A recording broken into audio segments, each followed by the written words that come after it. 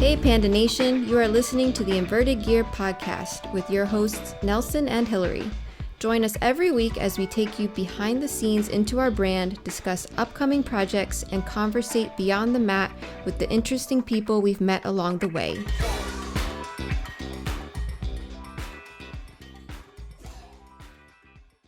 Hey Ryan, how are you? What's going on, man? Thanks for having me.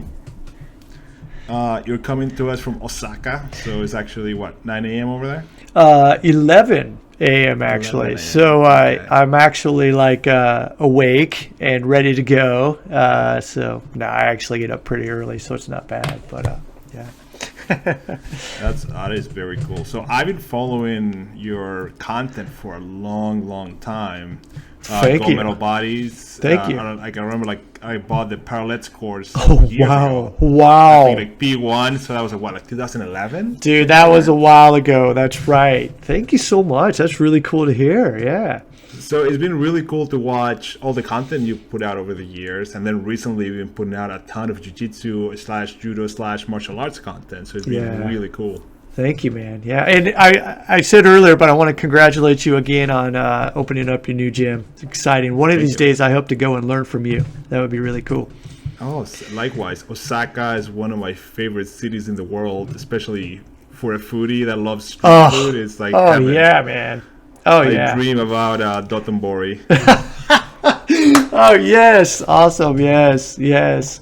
Well, it's, unfortunately right now they just closed the borders to Japan again.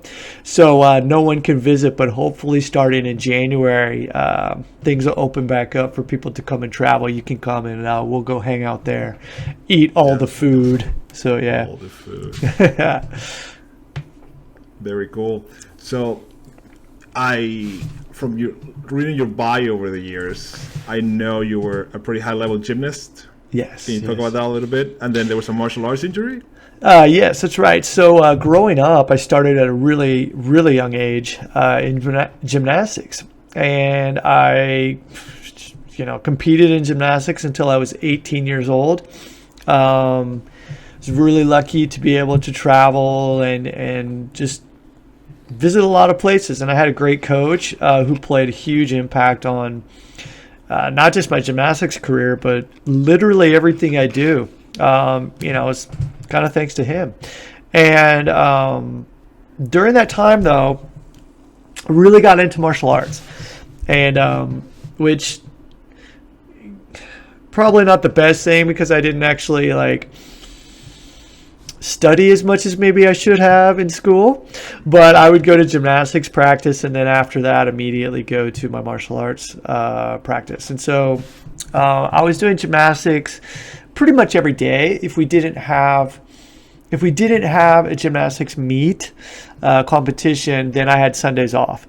And so typically instead I would be doing martial arts. But anyway, so I ended up I stopped gymnastics when I was 18 and I went to college, and then ended up transferring over to a school here in Japan. And so when I came over for that, I was doing Kendo as well as Judo. And so I actually was doing what was called I ended up, when I originally came, that's not what I thought I was going to be doing. I just came over because I wanted to do martial art, but my instructor took a liking to me, saw how serious I was about it, and I ended up moving in with his family, and I became an Uchi-deshi. So I lived with him, and in the morning, we'd train a little bit in the morning, and then I would go to school, college for classes and things. And then as soon as class was done, I would go and train again.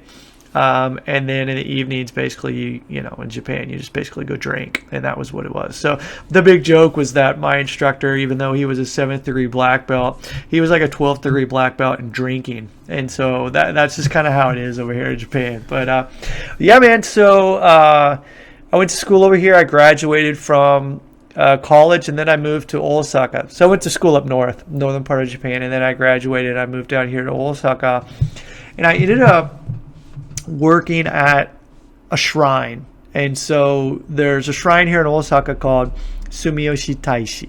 Or Taisha, pardon me, Sumiyoshi Taisha.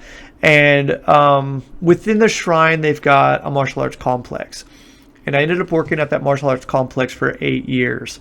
And during that time, my main thing was judo, but the opportunity to also partake in all the other martial arts classes because I was the interpreter translator for the instructors. And so basically I would go to like a martial arts class and I was the uke and they would throw me around and then I would translate and do things. So I did that for about 8 years. But in judo competition, I actually didn't compete through the shrine. I was on the Minatoku Keisatsu, which is the port authority, if you will, police department. So I was on their judo team, but not as a police officer, obviously. So I was on like the regular non-police team, and so I competed. And so during a competition when I was second degree black belt, I was thrown, and the guy had my arm behind me when he threw me, and it tore out my shoulder. And so I separated my shoulder, and I tore the ligaments in there, and I had to have surgery. And that was my last judo competition. And at the time, of course, my job was not judo. And so even though I was competing a lot in judo and absolutely loved it, I stepped away because I needed to focus on making sure that I could heal and do my job. I ended up still continuing with martial art, but I just wasn't competing in judo, and I didn't step back on the mats for judo the way that I used to before. And I actually think that was a good thing, because it's by doing that and actually taking a step back and reevaluating the way that I was training judo and the way that I was doing a lot of my stuff, it's actually helped me to be able to continue to train right now in my judo and my Brazilian Jiu-Jitsu, and do it in a way where I can actually do it right now, where I do 5 days a week and I'm not dying, basically. Yeah. So, yeah, it's hard. A lot of Jiu-Jitsu practitioners don't understand the level of Japanese judo. Yeah. And if you watch like those guys doing judo competitions, if you make the Japanese Olympic team or national team going to a world championship, you're expected to medal. Dude, that's every time. Yeah, you are expected. If you do not win, then you've just let the entire country down. That's how it is over here. And so, I of course was not at that level. I did have the opportunity. I used to also train at the Osaka Castle. And so there, in the Osaka Castle, there's a dojo called Shudokan, and in the Shudokan, I walked. Have you been there? Yeah, man, it's awesome, right? And that castle is so cool. It's amazing, And I'm originally from Wichita, Kansas, so here you got this kid from Wichita, Kansas that gets to walk into a freaking Japanese castle to do. It was just like every time I go to practice, there are two things going through my mind. First off, no matter what, I was always like, oh my God, I'm so nervous to go, and it doesn't matter if you're a black belt. It's just like, the practice is going to be full on, right? And the other thing was, how cool is it? I get to go train at a castle. But, I was the only non-Japanese there. And of course you have to be a black belt to train there. And so like the practice, they were just heinous, man. And they would just clean me up. But I do remember stepping on the mat, and I got to do randori with Akiyama. And Akiyama was just coming out, this is like right after he kind of stepped away from judo, didn't kind of step away, but was kind of in the, mixed martial art thing. The nicest guy at that time. I'm glad I didn't meet up with him when he was actually full on competition mode for judo, because he would have killed me. But we just had a fun randori. But I just remember, man, he was just so good, and his hands were just huge. And anyway, sorry, I got a little excited there, but it was just so neat because you never knew who was going to be on the mat. The Korean national team, I remember when they came in once, and again, it was just, police officers, you had just regular people, you had like people from all walks of life, and you go in there and there are just so many people on the mat, and that actually, it was great. It was just really, really great to be able to have that opportunity. And part of me misses it. And I could still go back if I want, But I do know that, when you step on the mat, like you said, it's going to be intense. It's going to be intense. And the other thing, too, is the fact that, I show up and, I'm a white dude, not Japanese. They're not going to go easy on you. This is their sport. This is their thing. And you're stepping on their mat. And when you put a black belt on and you go in there, they expect you to be able to hang. And I don't know, man. It kind of makes me want to go back and do it again. But I just know that if I go now, the next day I'm going to be sore as hell. So, yeah, you're going to get a good workout in, basically, is what I'm trying to say. So, yeah. Yeah, I wish Judo was more popular in the United States. It's hard. I started at a Judo school. Cool.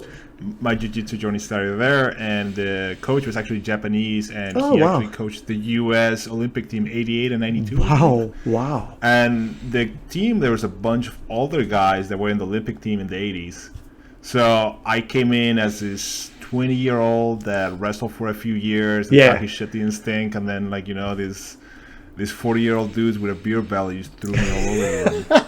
And it was awesome. And then, the coach himself was 70, 72 at the time. Yeah, that makes sense. Yeah. And he was just foot sweeping me all over the place, and Uchimata, Will, and it That's cool. That's cool. Super humbling experience. And I was pretty into Judo for 2 years. I was splitting my time 50-50 between Jiu-Jitsu and Judo. Wow, cool. And then that was right around the time when the rules changed. And you're not allowed to anything below the waist. Yeah, man. And I had an infatuation with Kataguruma, and I was like, I should really do more of these Jiu-Jitsu tournaments. And at the time, I just did a lot of Judo tournaments because they were so cheap. Well, and that's the other thing too, right? Sorry to interrupt, but yeah, exactly what you said. Like this might blow people away, but I've never paid for a Judo lesson. Because Judo in, Japan, it's volunteer. The coaches are all volunteer and, everything. And so even the competitions too, you got to pay a little bit, but it's nothing compared to Brazilian Jiu-Jitsu. But sorry to interrupt you, but go ahead. Yeah, I remember when my instructor opened the academy, he was trying to do a volunteer donation based academy. And we're part of Alliance, and Fabio Gurgel called them. He got a call from Fabio Gurgel. It's can't do that. Yeah, exactly. Right. It was kind of, and one of the things he told him is the reason Judo is dying is because this system will not work for the system for the growth of the sport, because if you want coaches and high level athletes to be doing this and opening academies, you need to charge people so these people can make a living. That's right. And then at the same time, if people are not paying for it, they don't take it seriously. That's right. That was his point. And from then on, we changed the academy a little bit and run an actual academy. And but still I for years I would go as much as I could to that Judo club. And now, being exposed to high level Judo just changes your view of jacket wrestling or grappling sports.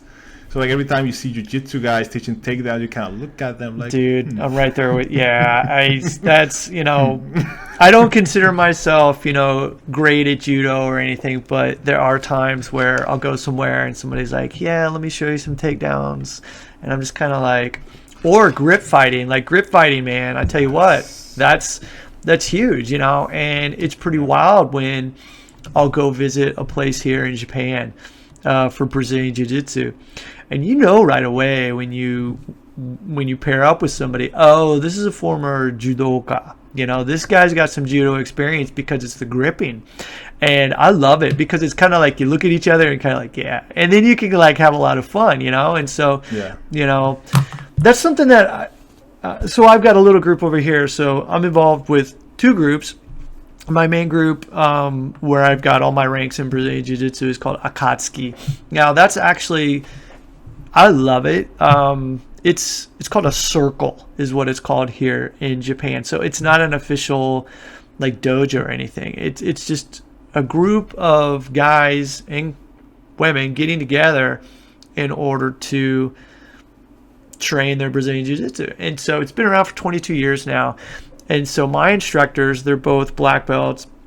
there's 5 black belts there, and we just all get together and train. And the other group that I have is called Jiu-Kai. So basically, it's different than Akatsuki because what I want to do is also have stand-up in there. And so we focus not just on, the ground game, but also transitions from standing to ground. And so it's pretty funny because my black belt instructor comes to my group and I teach him the stand-up stuff. And then we switch, and then he'll teach me the groundwork. So it's a lot of fun that still have the opportunity to continue to do that. But over the years, I will say my judo has changed a lot because now it is pretty much just focused on better transitions for the ground. And so when I originally was doing judo, it was closer to the Kosen style judo than it was the point style in terms of the Olympic style. And so when I was going to in the police, when I was on the team, obviously it was more of the stand-up ippon style judo. But I originally started off and it was the Kosen style judo. So kind of feel like I'm getting back to that, if you will, and just really enjoy that. Yeah. So can you talk about the Kosen judo a little bit? And then I don't know if you know, it's having kind of a resurgence in the U.S. Oh, wow. Actually, cool. I had a bunch of my jiu-jitsu guys just went to a Kosen judo tournament in New York City. Yeah, that's cool, man. That's super cool. Yeah, well, the original thing was, way back when, was started with the Nanahai, which is basically there's 7 universities in Japan, and back then what it was is these competitions, and so between the universities, and so one of the universities, Kyoto University. They really, really wanted to win against Tokyo University. And we're talking like this is the early 1900s, right? So what they did is the Kyoto University instructor here focused more on the ground game. And so he said, okay, if we can get them on the ground, that's where we can prevail. Well, then they went up against Tokyo University and they actually prevailed. And so that was kind of where the start, if you will, of Kosen Judo. Now, Kosen is actually... The characters for Kosen is actually looking at the school. It's not necessarily a school or style. It's the rule set in which that is played. And so just for people who might not know, basically what it is you finish with a submission or basically a submission is how it is, but on the ground. So it's not based off of just throwing a person, but there are certain places that will take throws into consideration when it comes down to as far as like points and things. So I do know that there are some different rule sets depending on where you're at, but typically over here it's a team competition. So it's not just based off of an individual event. So you've got typically 5 to 7 people on a team that go up against the other members. And what they're after is trying to accumulate the most wins of your team. So however many wins you get, and therefore you win the entire thing. So it's a very Japanese thing where it's going beyond just looking at the individual and looking at it as a group effort. So it's the whole society is this way, right? But again, you've got different styles of this. Kyoto University, you can still go and train with them, and I used to actually go from time to time and train with them. They're brutal in terms of like they're just full on. Kosen Judo is usually only taught in the universities. And a big reason for that is because you've got people who, or I should say kids, if you will, graduating from high school, go to university, and they found that it's actually easier to get them to be able to dominate, if you will, by using the ground game in order to win competitions for their judo teams in university than it is to get them technically proficient in the tachiwaza, in the stand-up game, if they haven't done judo before. And so that's kind of what that is. But the interesting thing is after those 4 years of university or college, I guess you'd say, in the United States, you don't find a lot of those Kosen Judo places continuing. And so if you want to continue doing judo, you'll typically go to the standard judo dojo, and it's mainly stand-up and throws and things like that. And so again, it at least, where I am, you can go to Kyoto University, which by train is like, 45 minutes away, which isn't bad at all. but you don't find a whole lot of Kosen Judo dojos around here. And as a matter of fact, Judo, like you mentioned, in the United States as well, isn't as popular as it used to be here in Japan. And so now, mainly if you want to do some sort of grappling, it's Brazilian Jiu-Jitsu. Tons and tons of Brazilian Jiu-Jitsu gyms opening up over here in Japan. So, yeah, anyway, kind of a long explanation, but there's different rules depending on what's going on for Kosen. The way that we train over here, because my group is, we love submission competition rather than point style competition. And so we're basically looking at, okay, takedown, go for the sub. And that's kind of it. And we do have a few people who enjoy point competitions. And so we have to be, if they're training for a competition, we'll make sure that we help them out so that, the rule sets and everything's good to go for that. But the majority of the stuff that we're looking at over here when we train is subs. Yeah. Very cool. Very cool. And you mentioned the tachiwaza, so like stand-up techniques, and then nawasa being the more like of the ground game of judo. And then something I feel a lot of jiu-jitsu guys miss out if they never train pinning sports is turnovers.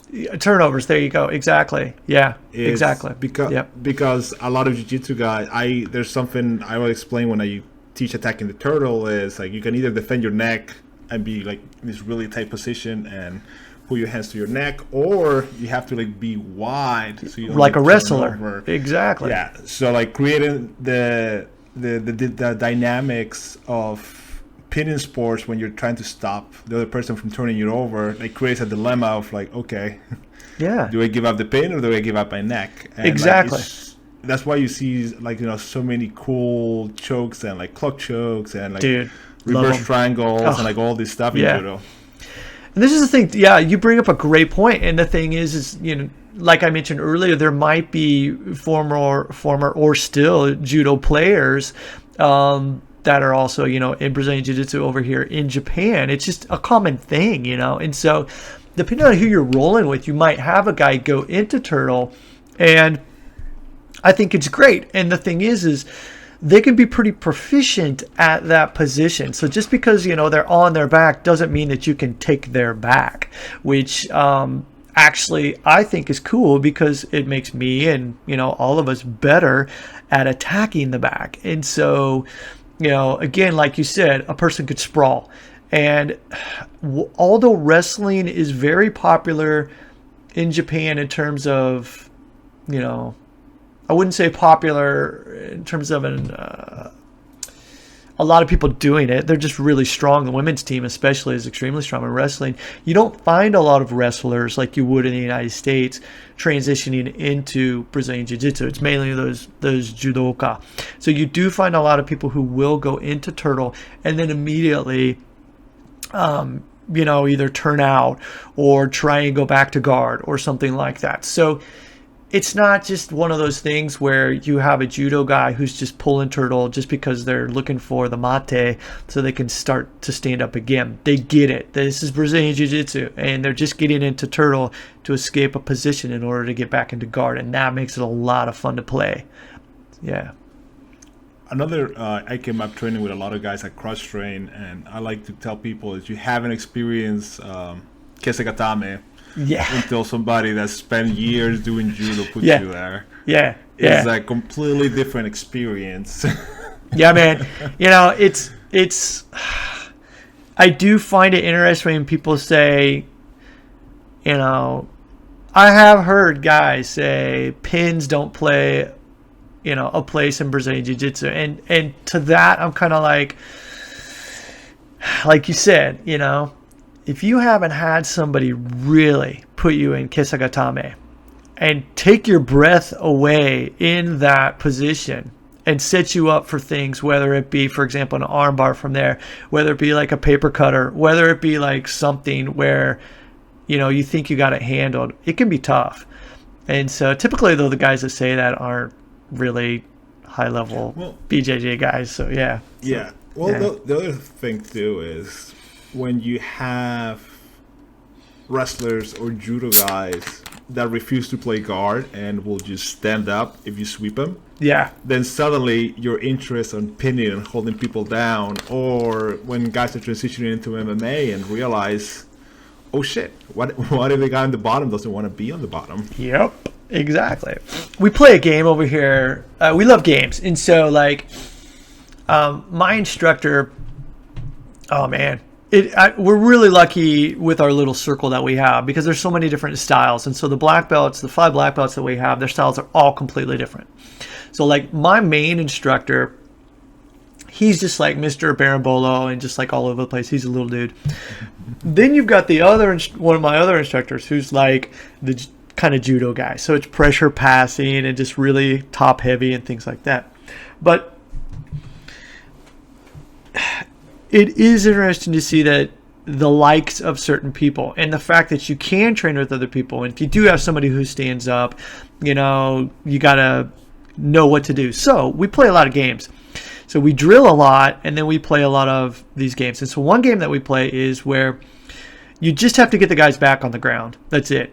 And basically you just have to pin them there for 3 seconds. That's like our warm up for something that we're doing. And it's pretty wild when you see people who've never really played that game before. And so when I have like a white belt or a person who's visiting, and we're like, hey, we're just going to warm up, and all we're going to do is we're just going to we're going to try and get each other's back on the ground and hold for 3 seconds. You get people who freak out because they've never really had to do that before. But then afterwards, you can see where they're kind of like, oh, wow, I can see how this is pretty applicable to, you know, keeping people down and being able to control so that there's no scramble and so that, you know, you can get into the positions you want to be. So I love that. But that, you know, my judo background, I'm just so. I did that with my kids program for a long time when I was running at school. And like from different positions, like, you know, back to back, down next to each other. Like, you know, you can get really creative with that stuff. And kids love it. When I met Christian Grugger from Jiu-Jitsu Globetrotters. Dude, he's awesome. I love that guy. Sorry, go ahead. Yeah. So I went to his academy in Denmark. Cool. And he had the adults do that. Oh, cool. There you go. So I went there and like I didn't know about this yet. So I rolled with everybody and all these guys were like super tough to sweep and like felt like they were like wrestlers or judokas. So like I asked him afterwards, like, dude, like, are you guys cross training? Like, what's going on here? It's like, no, like, you know, we play this game, and then he explains the rules of the game, and I was like, oh, like, making you guys wrestle all the time? He's like, yeah. And we do. That's exactly what we do too, you know. And it's like, I think it's a big thing because here in Japan, a lot of the guys have, you know, former judo training, and that was just really common in judo. Like, you would practice that. How are you gonna pin the guy? Because obviously you need to. Other thing that we do is our sweep game. And Rob Bernanke, who's of Island Top Team located in British Columbia, like, I absolutely, you know, say what you want about the guy. I think he's great. Like, I love it because it's concept based. But something that recently that I saw that he does that we also do is a sweep game. And so basically, you have to stand, basically get into that guy's guard, and the guy's on the bottom and like playing like whatever guard. The guy on bottom has to try and sweep the guy on top. The guy on top can't get grips. So that's the big thing.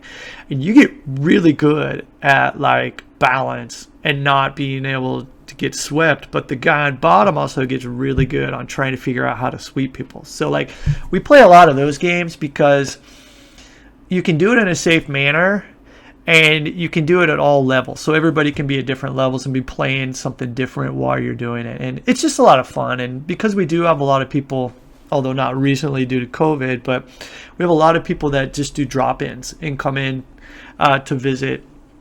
I think you never kind of know that person's real level, and if they do have a good foundation. So by using these warm-ups and stuff that we do, these games, you can make it fun and kind of take out the competition of it in terms of thinking, you know, when you roll, sometimes you got guys who come in here and are just like, I just want to crush, you know, and you don't know if they're like dangerous or not. So we can kind of use these games to kind of see where these people are at, so we can, you know, basically make it fun for everybody involved. Yeah, that's a great point, and I love Rob's stuff. I listen to Steve Kwan's BJ Mental Model. Man, so good. Yeah, Rob's there all the time. Yeah, and yeah, like constraints-led approach is great because I think in the United States, at least, King of the Guard kind of games, and I came up with these. And when I was a purple belt and brown belt right in academy, we did it all the time. And cool. It was great for me because I was getting ready for tournaments to go to Pans and the Worlds, and I was in the middle a lot, and that's how I got good training. But now that I'm older, I realize a lot of my white belts and blue belts were not getting a lot out of it because they were going out there getting killed in 30 seconds and then sitting out for 2-3 minutes. So making these games and putting constraints of what the other person can do and allowing the person in the bottom to just get a bunch of reps.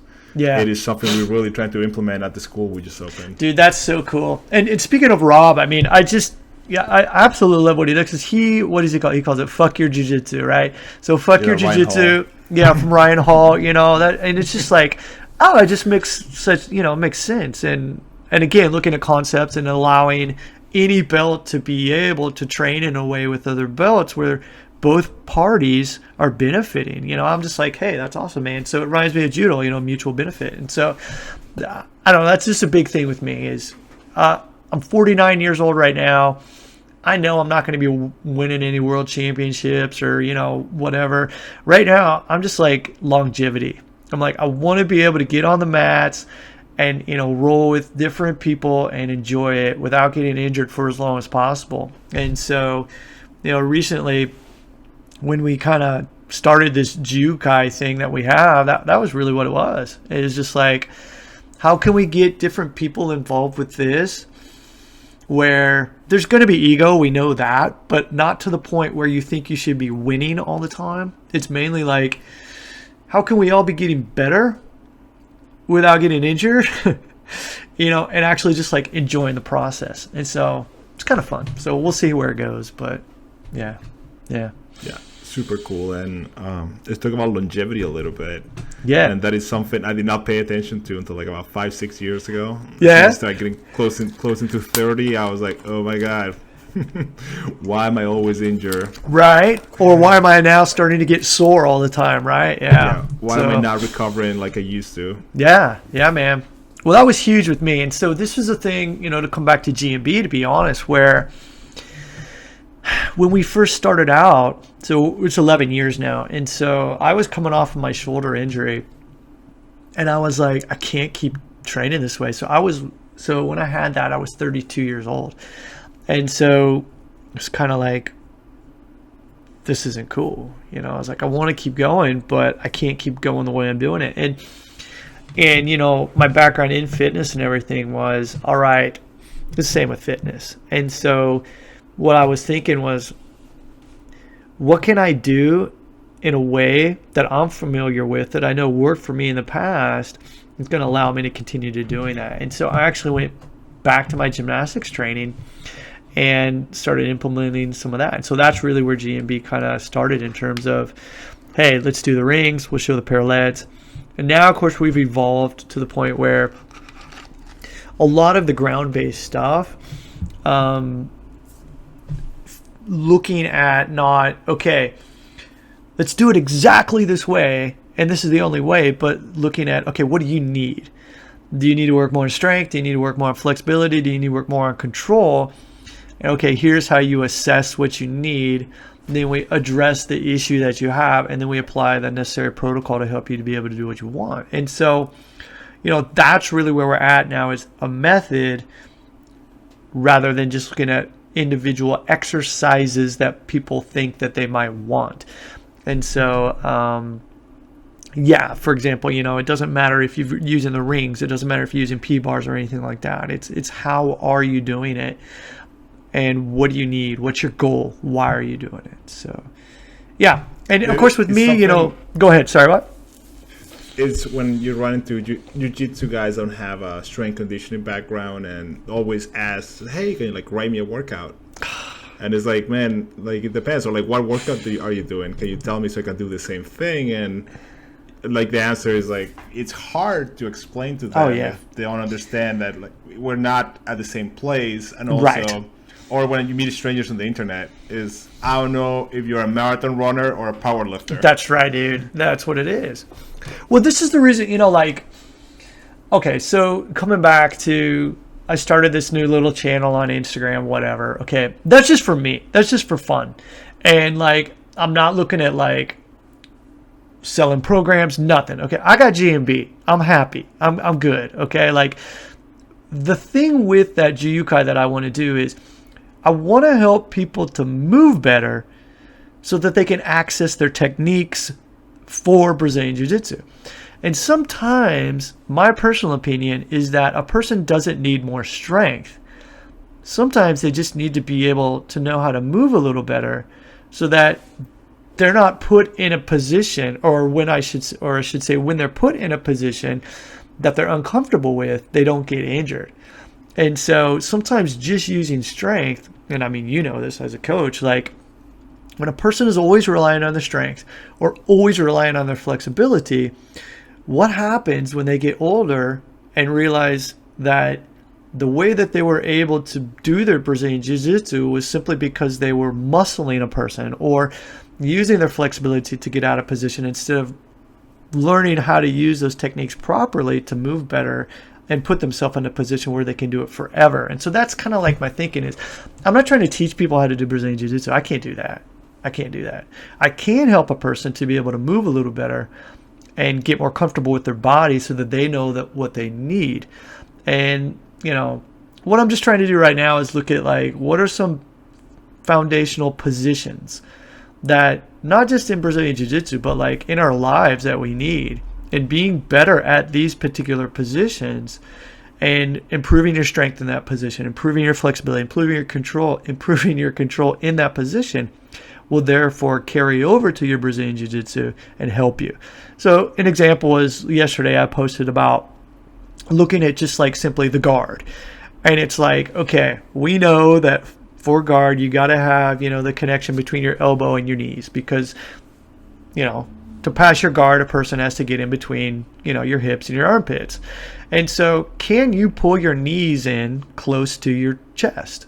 Some people can't because they don't have the hip flexibility, you know, the hip flexor flexibility. So it's not that I'm teaching like how to do a guard or anything like that. It's like, can you just hold a position comfortably so that when somebody is trying to crush you or get in you, you can actually be there. So I'm trying to look at it that way because that's my background, right? Like GMB. And I know that's where I can help some people to be able to move better. So yeah, kind of a ramble. I apologize, but like no, it's great and it clicks. And we've talked about it in a few of these podcast episodes. I'm talking to people that do FRC or other martial arts. Exactly. Yeah. And a lot of times in Jiu-Jitsu, we don't even take time to assess if some of our students can get into the shapes. Right. We're trying to show, especially now with modern Jiu-Jitsu and all the berimbolo upside down stuff. Crazy. Like, you know, inverted crab right stuff. Oh, man. You know, you show up to an advanced class and they're like, you know, half the room that's over 35, especially if they haven't been training for a long time, are just like opening their eyes real wide. And then without even doing it, they're like, okay, my neck is, I can't do that, you know, and that like that's where injuries happen, right? Exactly. Yeah, my rib, my neck, my lower back. Exactly. And I think the other aspect too is like bare minimum. When I have a guy that came to the academy, and he was getting ready to get on the ground. I saw him squat, and he was super tight. I was like, oh man, this guy's hips and ankles are super tight. And I talked to him. I was like, hey, like, can you show me your squat? I was like, can you hold that? And he's like, not really. I was like, well, we got to work on that before we do anything. And then, like, sit and seisa. Can you sit and seisa? And same thing. It's super tight. And I was like, hey, like, before you do any sparring, you need to you need to unlock your hips because you can't access these positions right now. And then if somebody forces you there, something's going to pop. Well, that's why you're a good instructor because let's be honest, man. Some places don't do that.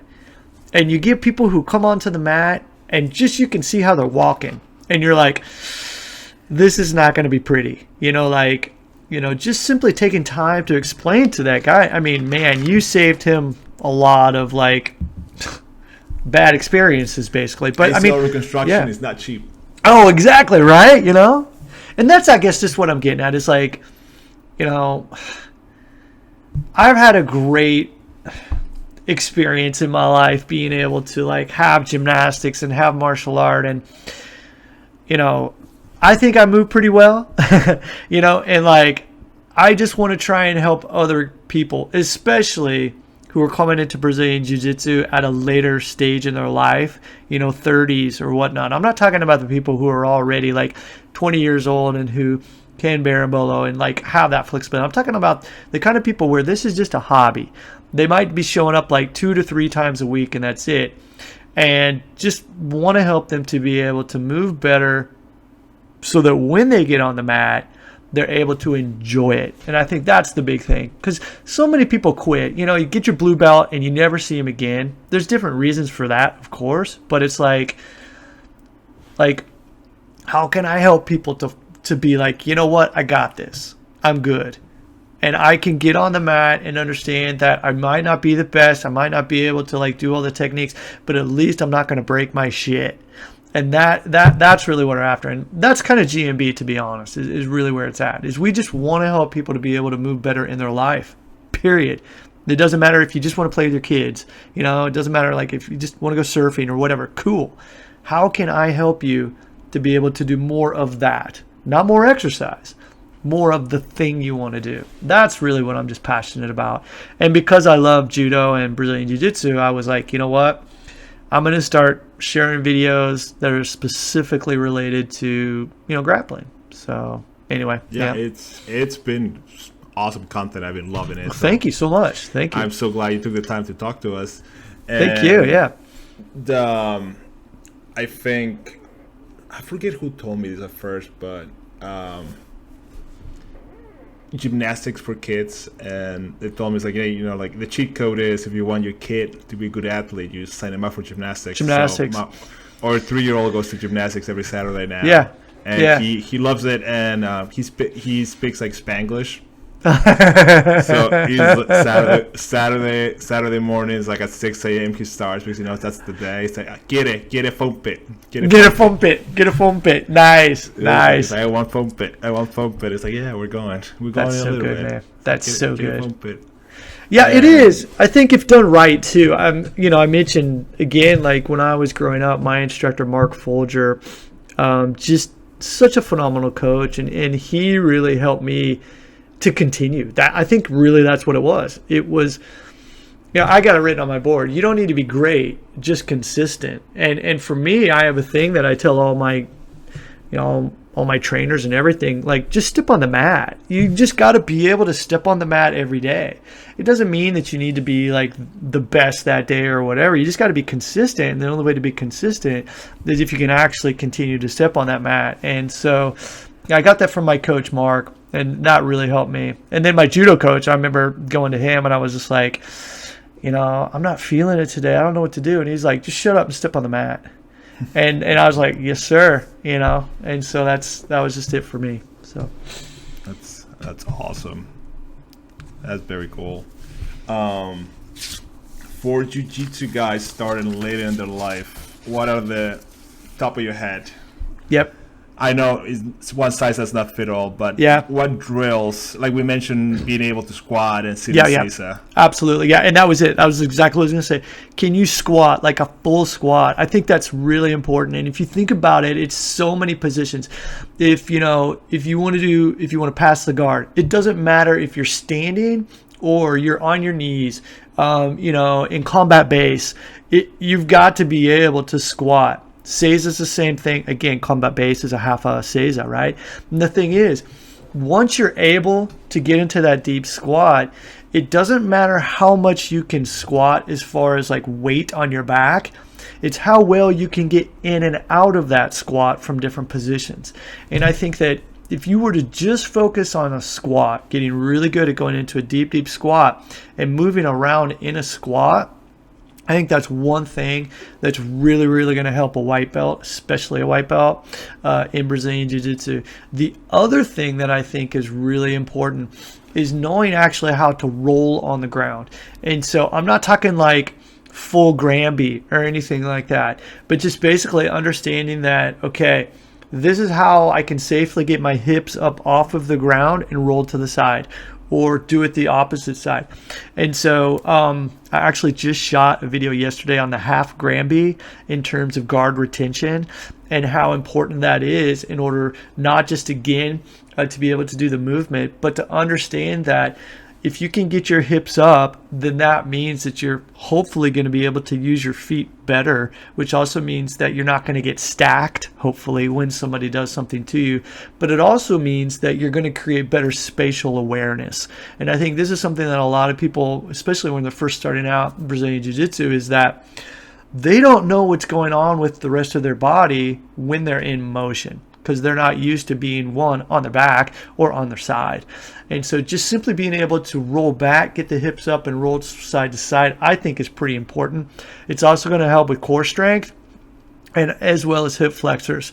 So we got the squat, we've got being able to roll side to side. The other thing that I think is super important in order to just save your back and your lumbar, because let's be honest, if you're playing recumbent guard a lot of people get back issues, right? So what I think is actually working on being able to open up the body. So things, for example, like, maybe, umpa, okay? So if we're looking at the shoulder bridge, not necessarily just as a means of escape, but actually being able to get into that position and get your hips up in order to open up yourself and be able to stretch your hip flexors. Because the majority of the time when you're on the ground, you're going to have your knees pulled into you, hopefully. And so it just, so many people have back problems with that. So being able to open up the front body, the front of your body by looking at a shoulder bridge, or maybe even going a little deeper by actually focusing on something like what I call the 3-point bridge, I think is very important. And so maybe not too sexy, but the thing is like, I think those are some really good foundational positions that are going to allow a person to continue moving forward, to start to do other stuff. Yeah, the bridge stuff is something I didn't pay attention to, and I was playing around with my nephews maybe a year or 2 years ago, and then they're like, asked me, "Oh, can you do a back dive?" And then I was like, "Yeah, I can do a back dive." I've been doing back dives my whole life. I went to do a back dive, and I was like, "Oh my god, it's so tight here." And it happens, and I had to just give myself a diet of 3-point bridges and half bridges, and elevate my feet and build it back up from scratch, and I feel so much better. Back tension I was carrying is gone. Yeah, man, it's amazing. I mean, and it's like, it just amazes me how many people don't actually, it's not that they don't learn these positions, but they don't spend time moving in and out of these positions away from the mat, so that when they get on the mat, when a person's on top of you is not the time to try and do a movement you've never done before, right? You know what I mean? So that's why when I teach white belts, and so a lot of the stuff that we're doing is just kind of preemptive stuff. Let's work on your squat. Let's make sure your ankles, you have the ankle flexibility. Wrists are another thing. Just a lot of people don't think about how many times you put your hand on the mat, or in different positions you put your hand on the mat. And so I've got a guy here, so my wrists are really, they're sore all the time. Well, for one, it's the way he puts his hand on the mat. But the other thing, too, is he grips too hard. That's a whole other issue. But, that's something, too. As a beginner, or, even maybe as you start to move through the ranks, if you start having problems with your hands and your wrists, think about, how am I placing my hands on the floor when I'm maybe doing, some sort of pass, or maybe during a scramble or something, little things like these play a huge part, and are related to everything else in the body. Neck is another thing too, right? Yeah. Yeah, like you said, longevity wise too, is I had to look at, I was obsessed with double sleeve open guard. Yeah. And just death gripping, spider grips for hours on end.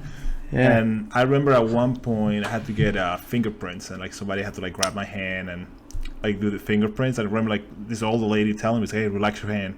I was like, "That's relaxed." I can't. I was like, "There's no way." She just looked at me. It's like, you have the hands of an old man.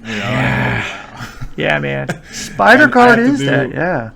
Yeah, and I I give one of my longevity rules I have for myself is like double sleeve spider guard or like the death grips. Like 90% of the time, it's not worth it. If I'm helping somebody get ready for a tournament and I have to emulate something for them, and it's like it's around and I'm helping them out, it's like, okay, like I'll be Michael Lange for you for 5 minutes, and I'll do my best Michael Lange impression for you.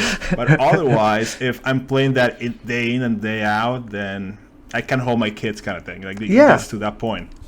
Well, and that's good that you brought that up. I mean, because, this is the other thing too. Let's be honest. We see, and not just in Brazilian Jiu-Jitsu, but this can be in any sport. If you play any kind of sport and you look at a person that you really, really like, you think, oh man, I want to be like that person.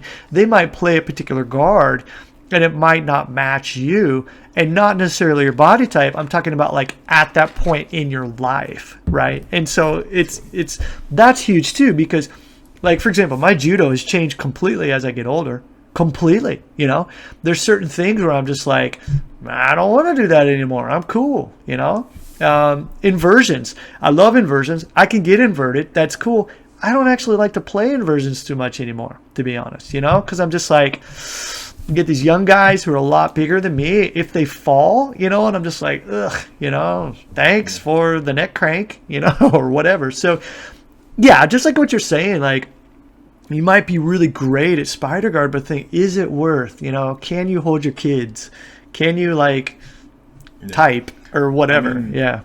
Ezekiel chokes. I have some some setups for Ezekiel chokes. And here and there, I'm like, oh man, he's there, and I'll throw it on, and then the guy's not tapping, and I'm like, is it worth to put this much pressure on my fingers? Yeah, man. That's so interesting to hear you say that, because it's just like, it just reminds me so much of my judo, because the way I grip now in judo is just so different. The way I grip actually right now, I couldn't use in judo competition because the rules have changed, okay? And that's simply because of some of the grips and the things that I'm doing. But, I mean, well, for example, I'm a leg guy. I love to grab the legs, kataguruma and things like that. You can't do that now, like you said earlier. But, is it worth it, that kind of thing, to have that death grip in order to try and do the things that I used to want to do? And to me, no, because for me, it was an elbow issue, the way that I would grip in order to turn into certain things. And so now, for example, when I'm working on things I love sumigaishi.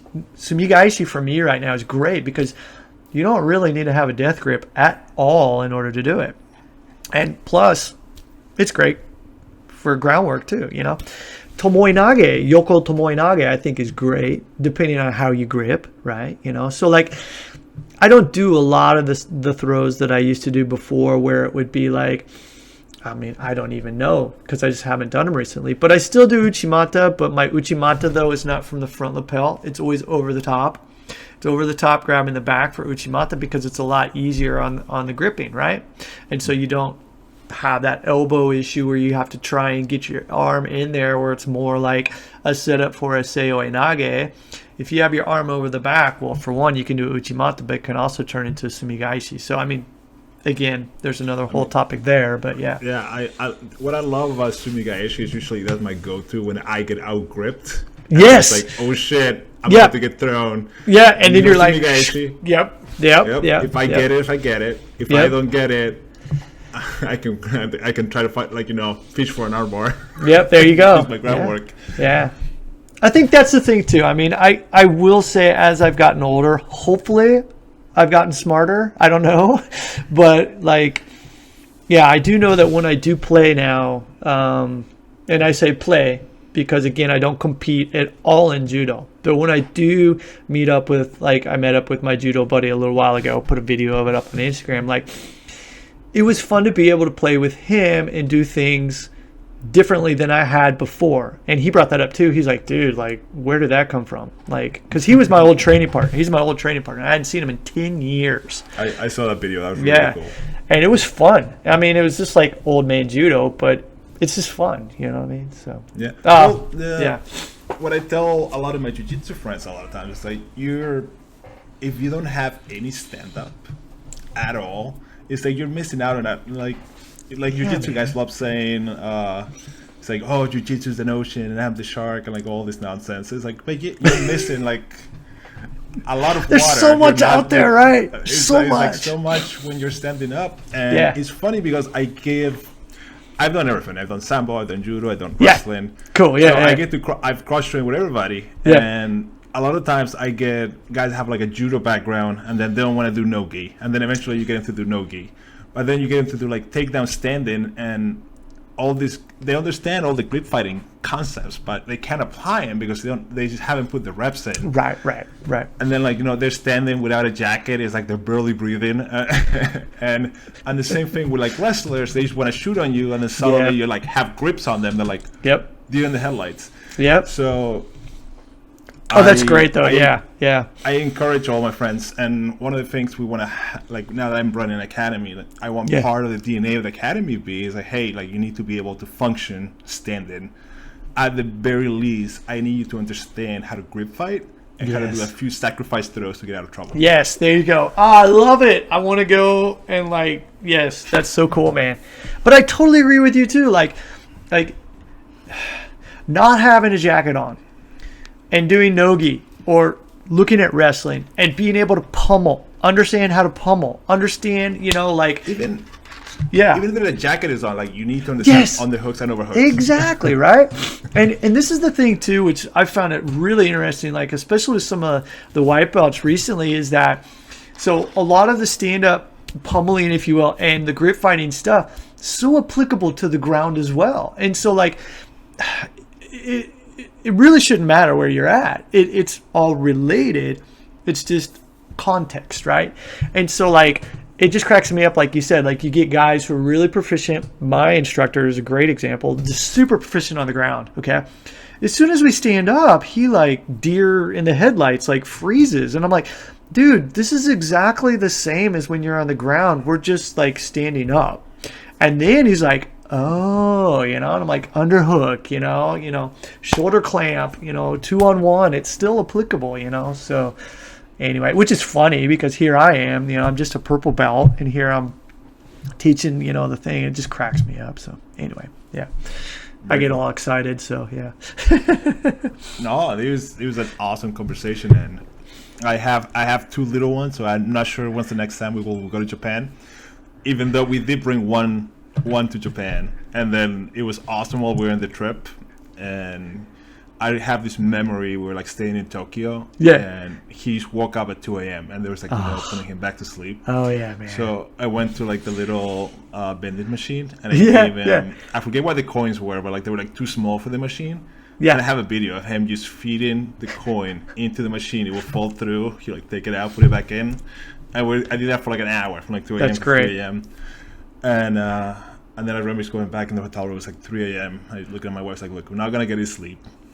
That's how it is, man. I think Tsukiji Fish Market opens at 4 a.m. You go there, get some sushi. You want to go get some awesome tuna? She was like, what are you talking about? I was like, trust me. Trust me on this, man. That's so funny you bring that up. My wife and I, we love that place. In Osaka, obviously, it's a ways away from Tokyo, but every time we go to Tokyo, we got to go there. And waking up, man, 4 a.m. and going and having sushi, it's great. So what I tell everybody is, if you go to Japan, you got to make it down to Osaka, and you have to take the Shinkansen because it's the coolest thing you'll ever ride. It's such a cool bullet train. And also, I love the food in Osaka, and Kansai region in general is just so cool. And I love Nara and the what do they call it? Persimmons. The persimmons. The persimmons there. All the pickled persimmon stuff, and the sushi wrapped in the persimmon, and oh man, I'm nerding out on Japan stuff again. But you guys got to get over here. Yeah, we'll have fun. We'll definitely have fun. We'll have to make it happen. Ryan, thank you so much for your time. Thank you. Where can people find you online? Yeah, man. So GMB Fitness, it doesn't matter, Instagram, Facebook, YouTube, whatever, GMB Fitness. And if you want to check out my stuff for Jiu-Jitsu and Judo, it's Ju-Kai, J-U-Y-U, Kai. Ju-Kai, basically, real quick to explain that, Ju is Judo, Jiu-Jitsu, the same character for that. U actually comes from Tomodachi, which means friend. Kai is like group. So basically just a group of, not just guys, but a group of friends getting together to grapple. So anyway, check it out. Thanks, man. Very cool. Thank you.